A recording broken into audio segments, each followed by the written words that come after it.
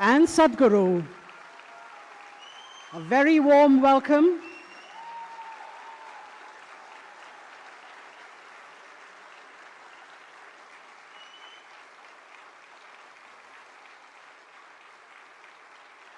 It is a great privilege to welcome the Honorable Prime Minister and Sadhguru today to the Save Soil event here in Delhi as part of Sadhguru's lone motorcycle journey across the world for the rallying call of Save Soil. Welcome, Honorable Prime Minister, sir, and Sadhguru. As I mentioned, it is a landmark day in Sadhguru's 100-day, 30,000-kilometer journey for the Conscious Planet Save Soil movement to accelerate citizen support and government action policy to revitalize soil. We have both Sadhguru and the Prime Minister here, and I'd like to request our soil champion, the lone motorcyclist, the one that needs no introduction, Sadhguru, to please share his pearls of wisdom with us.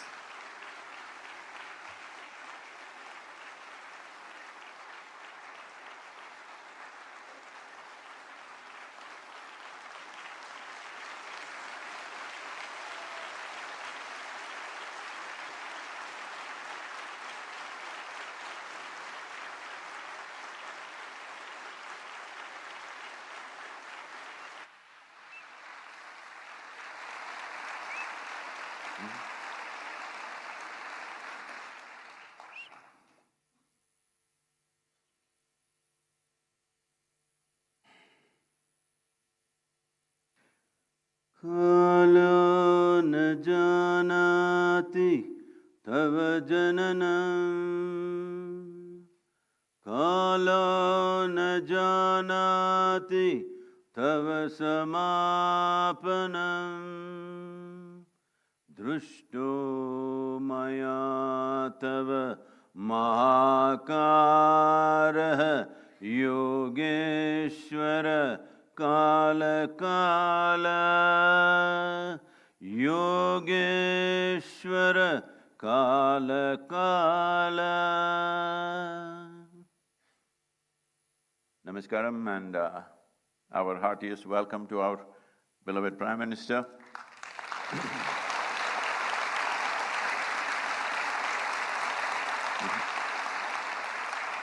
And many other ministers, cabinet ministers and envoys and excellencies. Namaskaram to all of you. And above all, the wonderful volunteers who have supported me every mile.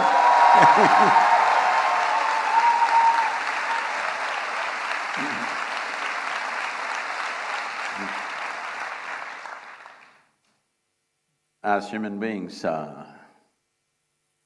we are here on this planet just in terms of planet's life just for a few moments. But still, how empowered we are that we can even threaten the life on this planet. This empowerment is the peak of evolution. This is what we are. We are the flower of evolution. We are the consequence of every other creature that has grown in this land, in this planet. But invested with such a sense of intelligence, with such a sense of capability, if we do not function consciously, if we do not function responsibly, our intelligence and our capabilities turn against us.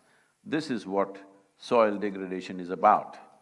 Soil degradation has happened, environmental damage has happened, not because there is some evil force sitting somewhere wanting to damage this planet.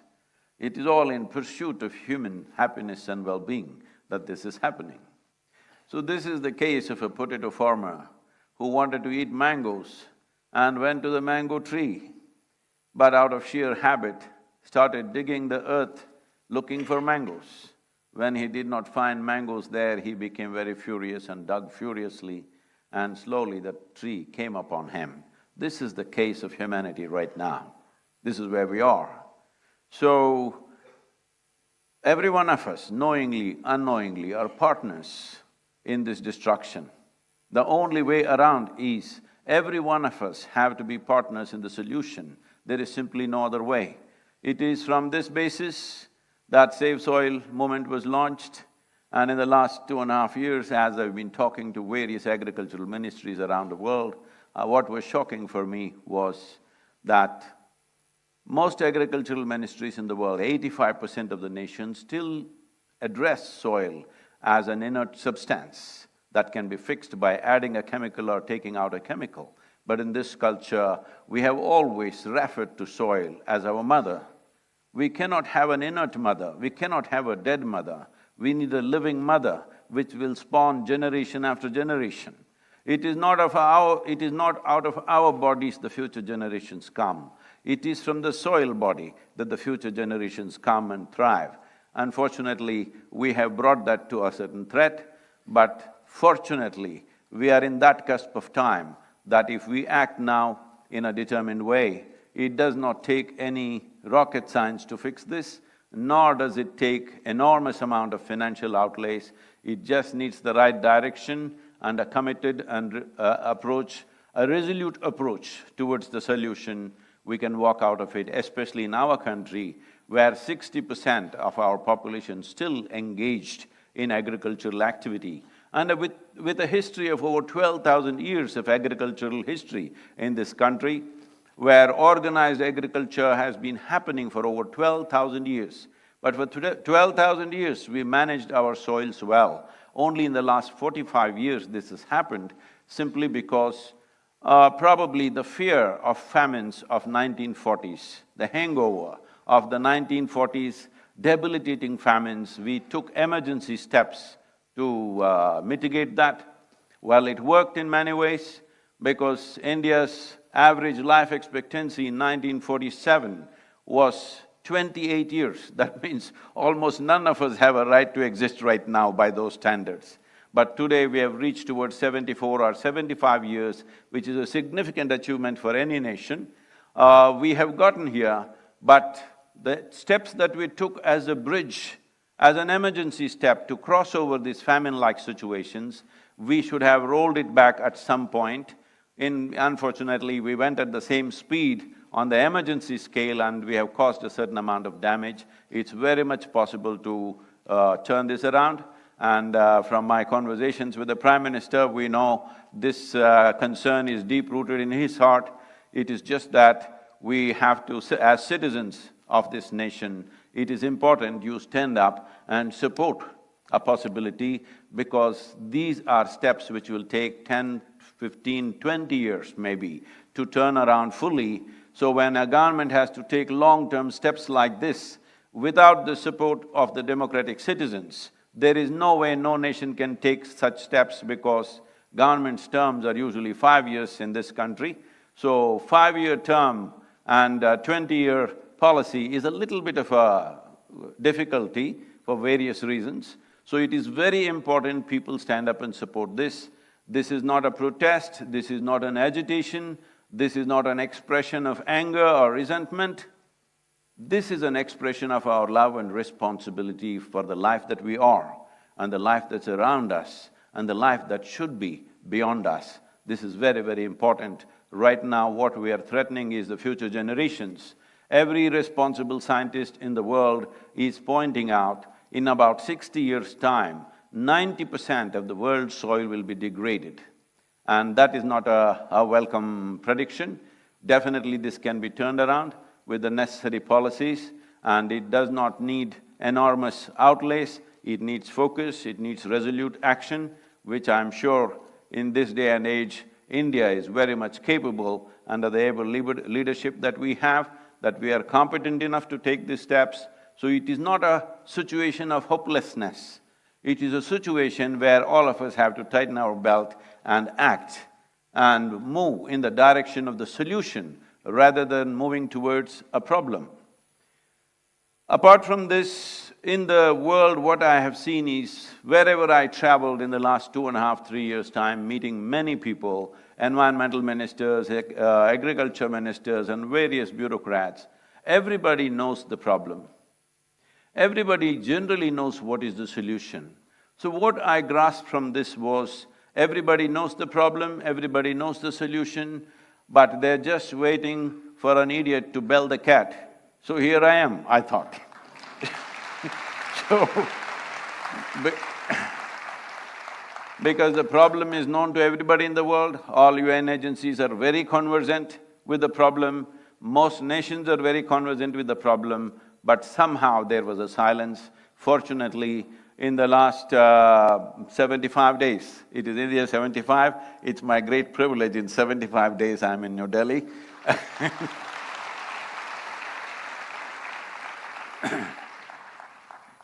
In the last 75 days, 74 nations have come on board for safe soil policy. 2.4 billion people have expressed their concern for soil, which has been never before.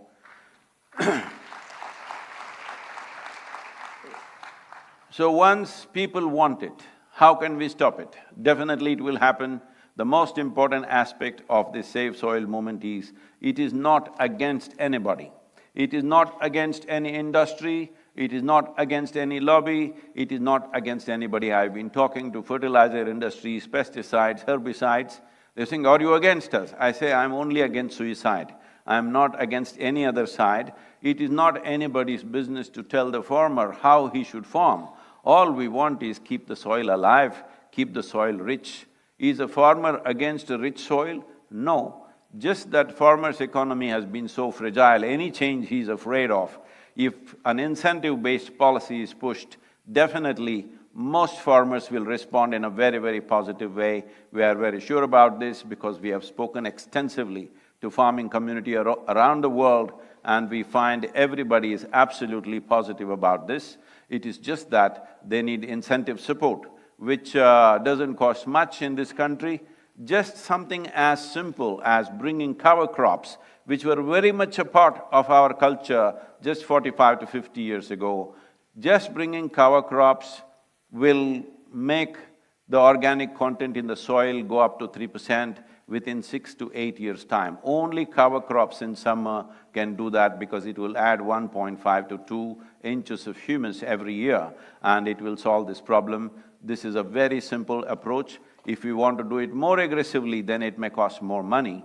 But to do it in the simplest possible way is cover crop. Why I'm saying cover crop is, right now it's the month of May. If you fly across India, you will see, except Western Ghats and northeastern part of India, largely it looks like a brown desert. This is not how India should look. Whatever the season, there must be green leaf on the land, and this was the way India's farming used to be. This is the way the wisdom of the farming community used to work, but unfortunately, we have dropped these things for whatever reasons. Instead of looking for who is to be blamed, instead of looking for what is the problem, who caused the problem, all of us are the problem, and all of us should become the solution. Thank you very much. Once again, thank you, sir, for being here. If I can say one, as the Prime Minister has taken up the Solar Alliance, I think there's an immense opportunity. After talking to various leaders around the world, I realize India and the Prime Minister of India could take up the leadership of soil regeneration in India and the world. The global leadership for soil regeneration, starting with G20, considering we are going to have the stewardship of G20 in the coming year. Thank you very much. Thank you, Sadhguru, for your enlightening words. And as mentioned by him, the Save Soil movement has already touched 2.5 billion people, and 74 countries have agreed to act to save soil. This is a movement that has united the world, a mission that has brought people together across the globe to commonly address, because it concerns each of us, everyone on earth. His message is simple. Saving soil is necessary to maintain life on our planet. As occupants of a shared planet, we have the unique opportunity now to be part of the solutions for crises like soil extinction and desertification. Here's presenting to you a video that explains the science behind the Save Soil campaign.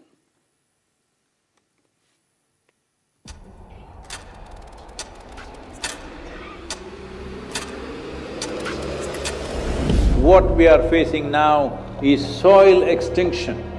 In most countries, more than 50% of the topsoil is already gone. Every responsible scientist in the world is clearly saying by 2045, we will be producing 40% less food. 300,000 farmers committed suicide. What else does it take to stir your humanity? UNFAO is saying the food that we are eating belongs to the unborn child. Eating away the food of that life is the worst possible way to live, isn't it? It is agreed by all scientific communities, minimum 3% organic content is essential to keep the organisms fed in the soil. So this is what we must aim at, an incentive-based policy where if you get the land to 3% organic content, you will get a certain amount of incentive.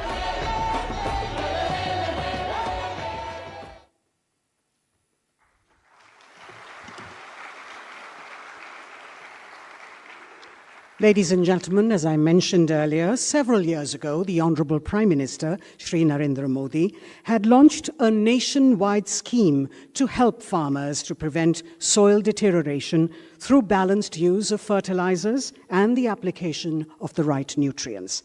The Honorable Prime Minister's foresight, vision, and commitment to the global efforts to restore and rejuvenate our planet and soil in particular from extinction is exceptional. I'd like to request the Honorable Prime Minister of India, Shri Narendra Modi ji, to please address the gathering.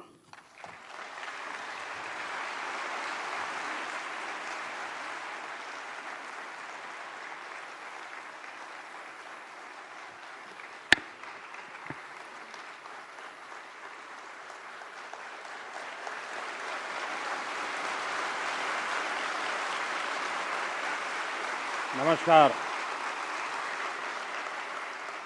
आप सभी को, पूरे विश्व को विश्व पर्यावरण दिवस की बहुत बहुत शुभकामनाएं।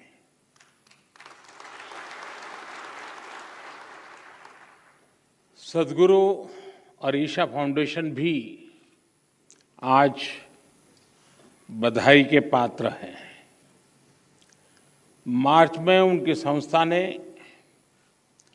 सेव सॉइल अभियान की शुरुआत की थी। 27 देशों से होते हुए उनकी यात्रा और 75वें दिन यहाँ पहुँची है। आज जब देश अपनी आज़ादी के 75वें वर्ष का पर्व मना रहा है, इस अमृत काल में नए संकल्प ले रहा है, तो इस तरह के जन अभियान बहुत अहम हो जाते हैं। साथियों, मुझे संतोष है कि देश में पिछले 8 साल में जो योजनाएं चल रही हैं, जो भी प्रोग्राम चल रहे हैं, सभी में किसी न किसी रूप से पर्यावरण संरक्षण का आग्रह है। स्वच्छ भारत मिशन हो या वेस्ट टू वेल्थ से जुड़े कार्यक्रम,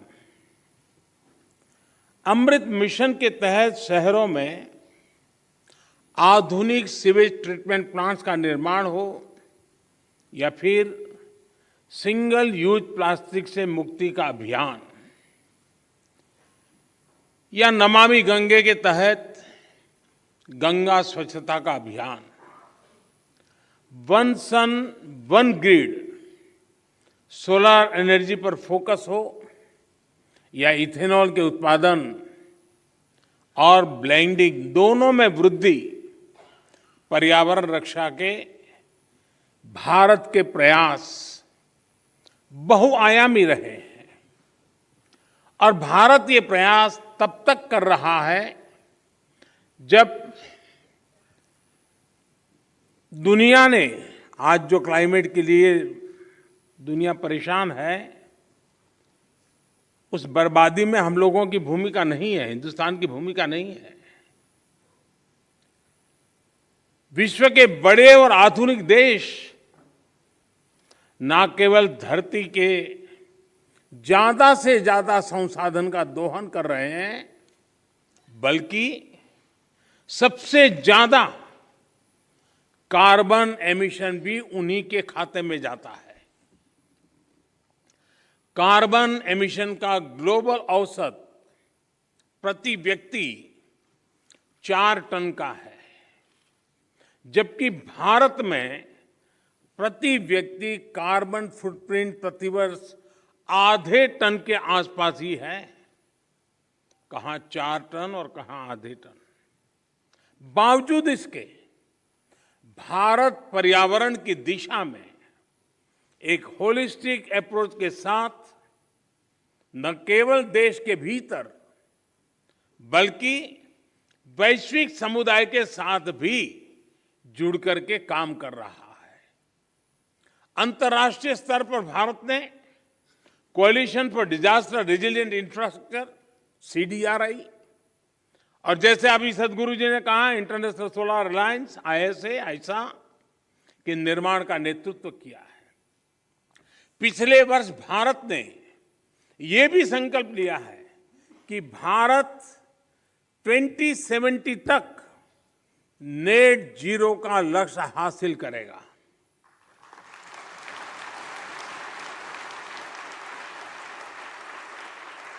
साथियों, मिट्टी या ये भूमि हमारे लिए पंच तत्वों में से एक है।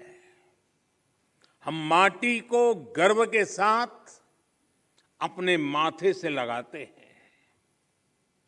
इसी में गिरते हुए खेलते हुए हम बड़े होते हैं। माटी के सम्मान में कोई कमी नहीं है। माटी की अहमियत को समझने में कोई कमी नहीं है। कमी इस बात को स्वीकारने में है कि मानव जाति जो कर रही है उससे मिट्टी को कितना नुकसान हो रहा है, उसकी समझ का एक गैप रह गया है। और अभी सदगुरु जी कह रहे थे कि सबको पता है समस्या क्या है। हम लोग जब छोटे थे तो सिलेबस में किताब में एक पाठ्यक्रम के में एक पाठ पढ़ाया जाता था। गुजराती में मैंने पढ़ा है, बाकियों ने अपनी भाषा में पढ़ा हो शायद। कहीं रास्ते पर एक पत्थर पड़ा था, लोग जा रहे थे, कोई गुस्सा कर रहा था, कोई उस पर लात मार देता था। सब कहते थे देखिए किसने पत्थर रखा, कहाँ से पत्थर आया, दे समझते नहीं वगैरह। लेकिन कोई उसको उठा करके साइड में नहीं रखता था। एक सज्जन निकले, उनको लगा कि चलो भाई सदगुरु जैसा कोई आ गया होगा।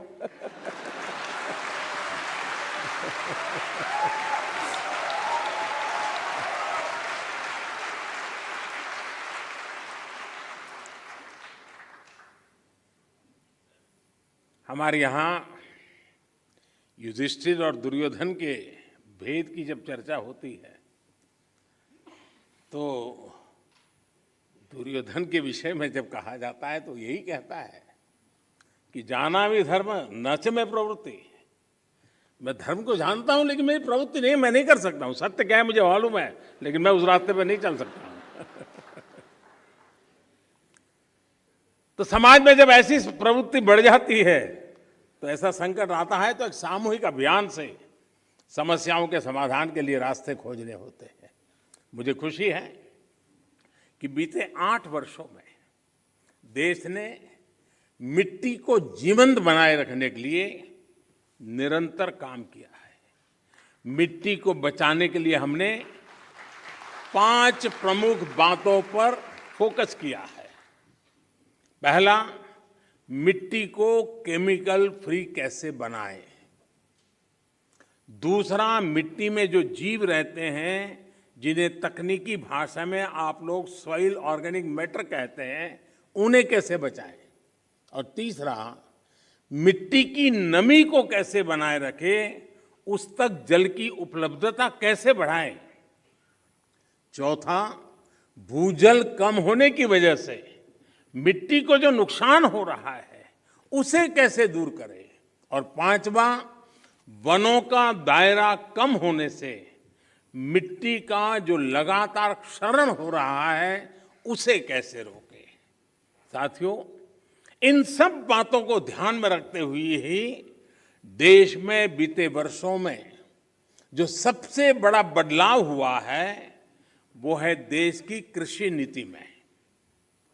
पहले हमारे देश के किसान के पास इस जानकारी का अभाव था कि उसकी मिट्टी किस प्रकार की है, उसकी मिट्टी में कौन सी कमी है,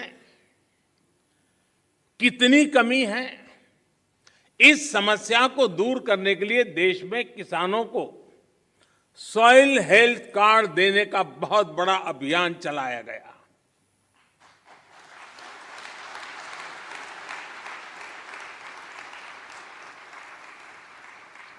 अगर हम किसी को, मनुष्य को हेल्थ कार्ड दें ना, तो भी अखबार में हेडलाइन बन जाएगी कि मोदी सरकार ने कुछ अच्छा काम किया। ये देश ऐसा है जो सॉइल हेल्थ कार्ड दे रहा है, लेकिन मीडिया की नजर अभी कम है।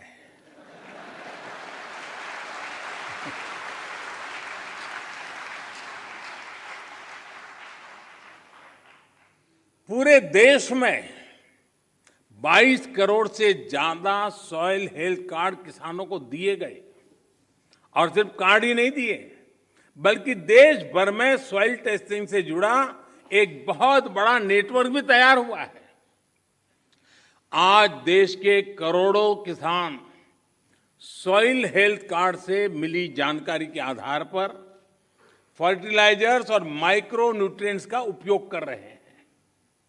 इससे किसानों को लागत में 8 से 10% की बचत हुई है और उपज में 5 से 6% की बढ़ोतरी देखी गई है। यानी जब मिट्टी स्वस्थ हो रही है, तो उत्पाद भी बढ़ रहा है। मिट्टी को लाभ पहुंचाने में यूरिया की 100% नीम कोटिंग ने भी बहुत फायदा पहुंचाया है। माइक्रो इरिगेशन को बढ़ावा देने की वजह से, अटल भू योजना की वजह से देश के अनेक राज्यों में मिट्टी की सेहत भी संभल रही है। कभी कभी कुछ चीजें, अब मान लीजिए कोई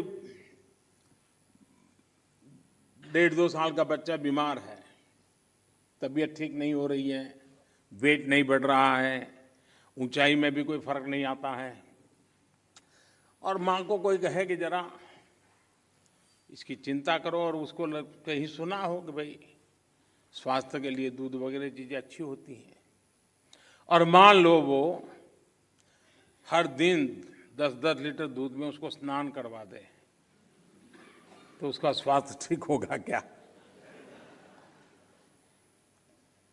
लेकिन अगर कोई समझदार माँ एक एक चम्मच थोड़ा सा दूध उसको पिलाती जाए, दिन में 2 बार, 5 बार, 7 बार, एक चम्मच, तो धीरे धीरे फर्क नजर आएगा।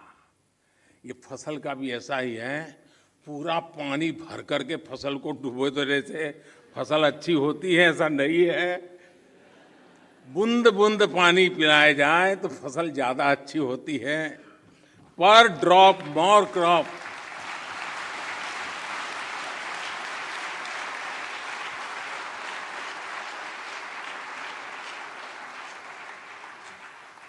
अनपढ़ मां भी अपने बच्चे को 10 लीटर दूध से नहलाती नहीं है, लेकिन पढ़े लिखे हम लोग पूरा खेत पानी से भर देते हैं।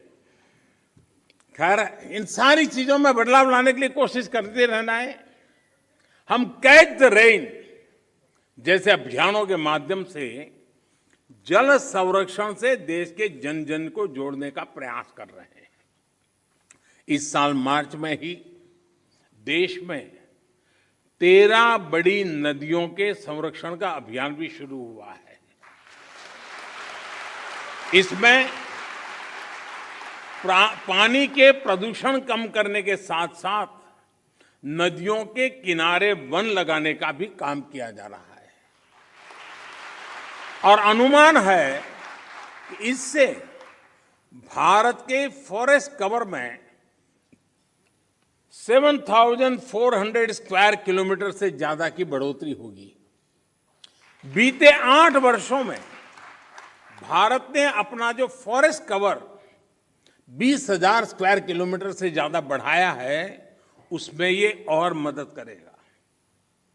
साथियों, भारत आज बायोडायवर्सिटी और वाइल्ड लाइफ से जुड़ी जिन नीतियों पर चल रहा है, उसने वन्य जीवों की संख्या में भी रिकॉर्ड वृद्धि की है।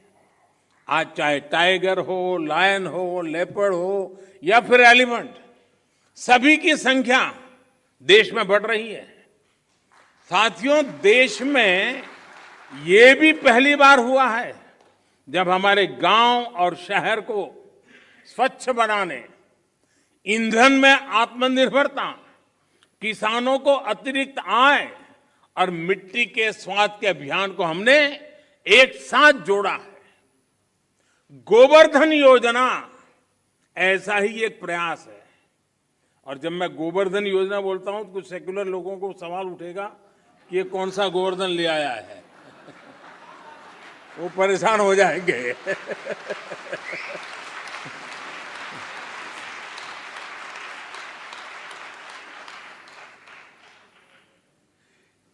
इस गोवर्धन योजना के तहत बायोगैस प्लांट्स गोबर और खेती से निकलने वाले अन्य कचरे को ऊर्जा में बदला जा रहा है।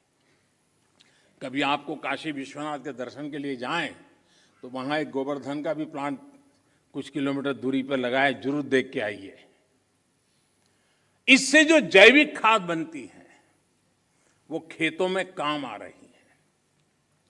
मिट्टी पर अतिरिक्त दबाव बनाए बिना हम पर्याप्त उत्पादन कर सके, इसके लिए बीते 7-8 सालों में 1600 से ज्यादा नई वैरायटी के बीज भी किसानों को उपलब्ध कराए गए हैं। साथियों, नेचुरल फार्मिंग में भी हमारी आज की चुनौतियों के लिए एक बहुत बड़ा समाधान है। इस साल के बजट में हमने तय किया है कि गंगा के किनारे बसे गांवों में नेचुरल फार्मिंग को प्रोत्साहित करेंगे। नेचुरल फार्मिंग का एक विशाल कॉरिडोर बनाएंगे। हमारे देश में इंडस्ट्रियल कॉरिडोर हमने सुना है, डिफेंस कॉरिडोर हमने सुना है। हमने एक नया प्रारंभ किया है गंगा के तट पर एग्रीकल्चर कॉरिडोर का, नेचुरल फार्मिंग का। इससे हमारे खेत तो केमिकल फ्री होंगे ही, नमामि गंगे अभियान को भी नया बल मिलेगा। भारत वर्ष 2030 तक 26 मिलियन हेक्टेयर बंजर जमीन को रिस्टोर करने के लक्ष्य पर भी काम कर रहा है। साथियों, पर्यावरण की रक्षा के लिए आज भारत नए इनोवेशंस, प्रो एनवायरमेंट टेक्नोलॉजी पर लगातार जोर दे रहा है। आप सभी ये जानते हैं कि प्रदूषण कम करने के लिए हम BS5 नॉर्म पर नहीं आए, बल्कि BS4 से सीधे BS6 पर हम जंप लगा दिया। हमने जो देश भर में LED बल्ब देने के लिए उजाला योजना चलाई, उसकी वजह से सालाना लगभग 40 मिलियन टन कार्बन एमिशन कम हो रहा है। सिर्फ लट्टू के बदलने से घर में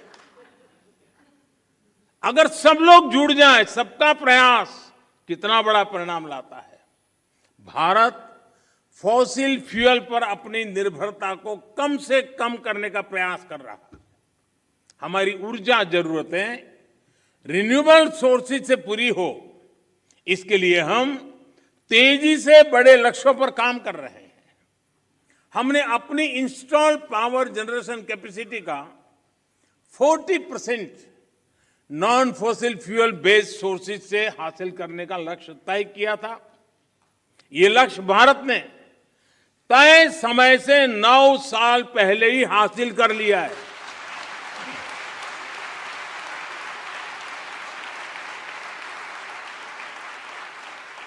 आज हमारी सोलर एनर्जी कैपेसिटी करीब 18 गुना बढ़ चुकी है।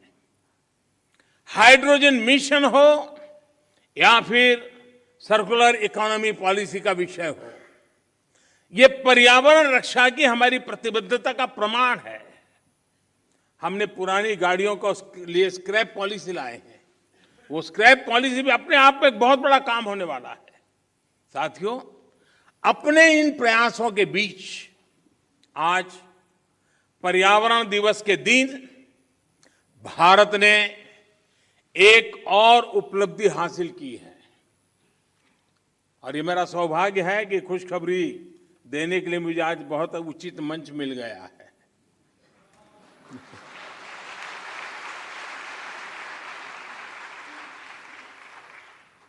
भारत की परंपरा रही है कि जो यात्रा करके आता है उसको छूते हैं तो आधा पुण्य आपको मिल जाता है।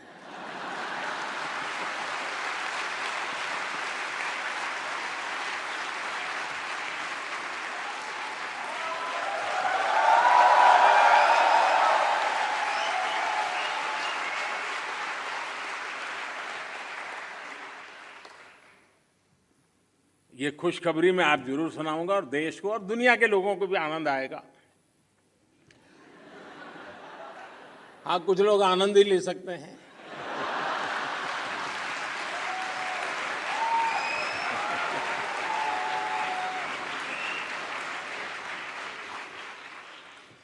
आज भारत ने पेट्रोल में 10% इथेनॉल ब्लेंडिंग के लक्ष्य को प्राप्त कर लिया है।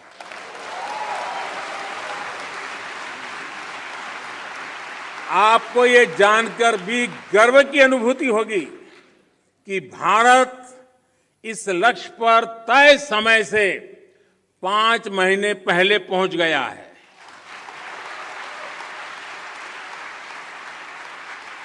ये उपलब्धि कितनी बड़ी है, इसका अंदाजा आप इसी से लगा सकते हैं कि साल 2014 में भारत में सिर्फ 1.5% इथेनॉल की पेट्रोल में ब्लेंडिंग होती थी। इस लक्ष्य पर पहुंचने की वजह से भारत को 3 सीधे फायदे हुए हैं। एक तो इससे करीब 27 लाख टन कार्बन एमिशन कम हुआ है।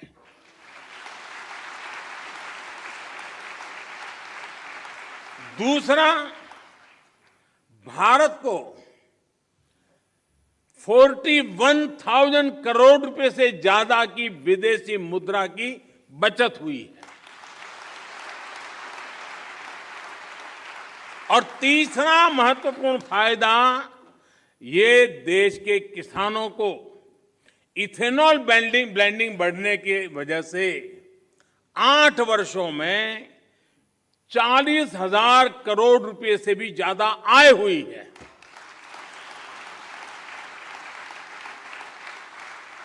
मैं देश के लोगों को, देश के किसानों को, देश की ऑयल कंपनियों को इस उपलब्धि के लिए बधाई देता हूं। साथियों, देश आज जिस पीएम नेशनल गति शक्ति मास्टर प्लान पर काम कर रहा है, वो भी पर्यावरण रक्षा में अहम भूमिका निभाएगा। गति शक्ति की वजह से देश में लॉजिस्टिक सिस्टम्स आधुनिक होगा, ट्रांसपोर्ट सिस्टम मजबूत होगा। इससे प्रदूषण कम करने में बहुत मदद मिलेगी। देश में मल्टी मॉडल कनेक्टिविटी हो, 100 से ज्यादा नए वाटर वे के लिए काम हो, ये सभी पर्यावरण की रक्षा और क्लाइमेट चेंज की चुनौती से निपटने में भारत की मदद करेंगे। साथियों, भारत के इन प्रयासों, इन अभियानों का एक और पक्ष है जिसकी चर्चा बहुत कम होती है। ये पक्ष है ग्रीन जॉब्स। भारत जिस प्रकार पर्यावरण हित में फैसले ले रहा है, उन्हें तेजी से लागू कर रहा है, वो बड़ी संख्या में ग्रीन जॉब्स के अवसर भी बना रहे हैं। ये भी एक अध्ययन का विषय है कि जिसके बारे में सोचा जाना चाहिए। साथियों, पर्यावरण की रक्षा के लिए, धरती की रक्षा के लिए, मिट्टी की रक्षा के लिए जन चेतना जितनी ज्यादा बढ़ेगी, उतना ही बेहतर परिणाम मिलेगा। मेरा देश और देश की सभी सरकारों से, सभी स्थानीय निकायों से, सभी स्वयंसेवी संस्थाओं से आग्रह है कि अपने प्रयासों में स्कूल कॉलेजेस को जोड़िए, एनएसएस एनसीसी को जोड़िए। आजादी के अमृत महोत्सव में जल संरक्षण से जुड़ा एक आग्रह और भी करना चाहता हूं। अगले साल 15 अगस्त तक देश के हर जिले में कम से कम एक जिले में, हर जिले में कम से कम 75 अमृत सरोवर के निर्माण का काम आज देश में चल रहा है। 50,000 से ज्यादा अमृत सरोवर आने वाली पीढ़ियों के लिए वाटर सिक्योरिटी सुनिश्चित करने में मदद करेंगे। ये अमृत सरोवर अपने आसपास मिट्टी में नमी को बढ़ाएंगे, वाटर टेबल को नीचे जाने से रोकेंगे और इनसे बायोडायवर्सिटी भी इंप्रूव होगी। इस विराट संकल्प में आप सभी की भागीदारी कैसे बढ़ेगी, इस पर जरूर विचार हम सब एक नागरिक के नाते करें। साथियों, पर्यावरण की सुरक्षा और तेज विकास सभी के प्रयासों से संपूर्णता की अप्रोच से ही संभव है। इसमें हमारी लाइफस्टाइल की क्या भूमिका है, हमें कैसे उसे बदलना है, इसे लेकर मैं आज शाम को एक कार्यक्रम में बात करने वाला हूं, विस्तार से कहने वाला हूं, क्योंकि वो अंतर्राष्ट्रीय मंच पर मेरा कार्यक्रम है। Lifestyle for the environment, mission life. इस शताब्दी की तस्वीर, इस शताब्दी में धरती का भाग्य बदलने वाला एक मिशन का आरंभ। ये P3 यानी प्रो प्लेनेट पीपल मूवमेंट होगा। आज शाम को लाइफस्टाइल फॉर द एनवायरमेंट के ग्लोबल कॉल फॉर एक्शन का लॉन्च हो रहा है। मेरा आग्रह है कि पर्यावरण की रक्षा के लिए सचेत हर व्यक्ति को इससे जरूर जुड़ना चाहिए, वरना हम एसी भी चलाएंगे और रजाई भी उड़ेंगे और फिर पर्यावरण के सेमिनार में बढ़िया भाषण भी देंगे। साथियों, आप सभी मानवता की बहुत बड़ी सेवा कर रहे हैं। आपको सिद्धि मिले। सदगुरु जी ने जो लंबी ये यानी मेहनत वाली यात्रा है, बाइक पे, वैसे उनका बचपन से शौक रहा है ये, लेकिन फिर भी काम बड़ा कठिन होता है। क्योंकि मैं कभी यात्राओं को ऑर्गेनाइज करता रहता था और मैं कहता था मेरी पार्टी में कि एक यात्रा को चलाना मतलब 5-10 साल उम्र कम कर देना, इतनी मेहनत पड़ती है। सदगुरु जी ने यात्रा की, अपने आप में बहुत बड़ा काम किया है और मुझे पक्का विश्वास है कि दुनिया को मिट्टी के प्रति स्नेह तो पैदा हुआ ही होगा, लेकिन भारत की मिट्टी की ताकत का भी परिचय मिला होगा।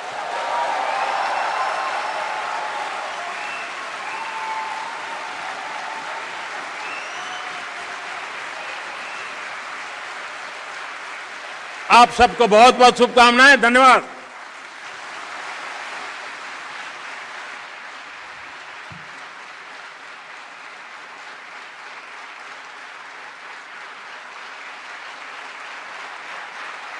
Thank you, Prime Minister, sir. Thank you, Prime Minister, sir, for your words of wholehearted support, encouragement, and guidance. As we conclude, may I request Sadhguru to please give thanks. Well, because the Prime Minister is on stage, I've been trying to deliver a serious talk, but he's stealing the stage with all his humor. So, whether we want to ensure food security for the nation, enhance farmers' income, enhance biodiversity, bring back aliveness into our soil, save soil is very important. We beseech the Prime Minister to take dynamic steps in this direction. He's already narrated many things. We are willing to work with him in required ministries to take this ahead. Thank you very much, sir, for being here today. Thank you, Sadhguru and Prime Minister, sir, for your vision and foresight. Please remain in your places, ladies and gentlemen, as the Prime Minister and Sadhguru leave the hall.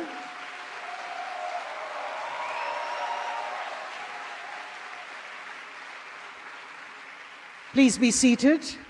Thank you, Sadhguru, and we wish you a safe journey as you continue to travel in the last leg of the 100-day journey through Bharat, onward as you go to Lucknow, Bhopal, Nasik, Mumbai, Hyderabad, Mysuru, Bengaluru, and to the Kaveri Basin in Coimbatore, and conclude at the Adi Yogi at Isha Yoga Center.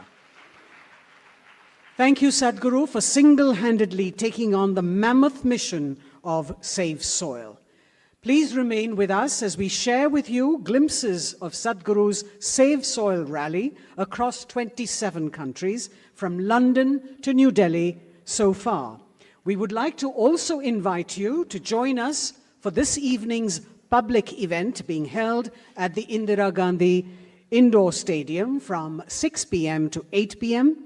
Entry, as you know, is restricted to those who have registered on the website for the event, and we do have a few seats left still in case you want to join us. Please register on the Conscious Planet website at savesoil.co/Delhi. Please enjoy the Save Soil rally video that we have for you. Please be seated, ladies and gentlemen.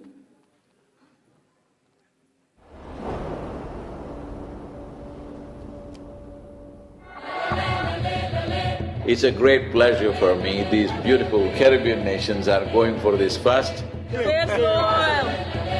This memorandum of understanding that we signed, it will also bring some technical assistance to the Caribbean region.